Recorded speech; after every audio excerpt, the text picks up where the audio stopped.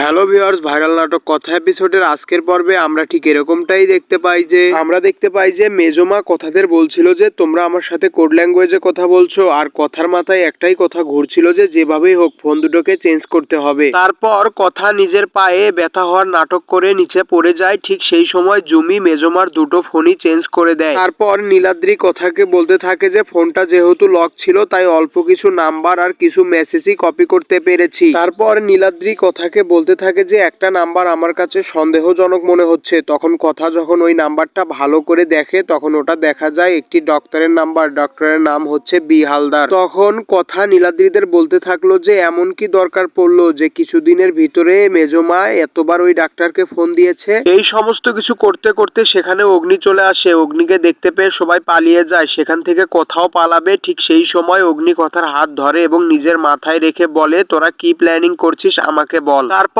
কথা যখন চুপচাপ দাঁড়িয়ে ছিল, অগ্নিকে কিছুই বলছিল না, তখন অগ্নি সেখান থেকে রাগ করে চলে যায়। সো ভিউয়ার্স, এই ছিল আজকের কথা এপিসোডের মূল পর্ব। এই নাটকের নতুন নতুন পর্বগুলো পেতে আমাদের চ্যানেলটিকে সাবস্ক্রাইব করে রাখবেন। ধন্যবাদ।